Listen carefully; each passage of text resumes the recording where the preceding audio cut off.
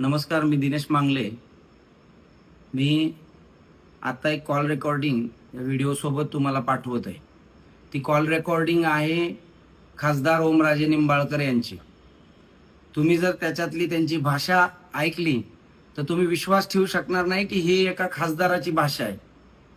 आज त्यांच्या भावानी एक खूप मोठा व्यवहार चुकीच्या पद्धतीने केला. 3 कोटीला माझी फसवणूक केली, बँकेचं कर्ज काढून, आणि तोच प्लॉट परत दुसऱ्याला विकला. त्या संदर्भात मी फक्त ओमदादांना कॉल केला की दादा याच्यावरती बघा, नाहीतर हा भूखंड घोटाळा होऊ शकतो.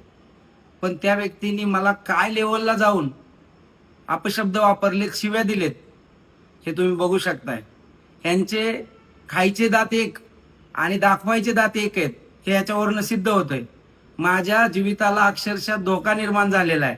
ह्यांनी तुझ्या नरडीचा घोट घेऊन मग तुला मारून टाकतो, मला अशी धमकी दिलेली आहे. याच्यामध्ये मी पूर्णपणे मुख्यमंत्री साहेब, उपमुख्यमंत्री साहेब आणि पुण्याचे कमिशनर साहेब यांना सुद्धा मगाशी मेल टाकलेलाच आहे.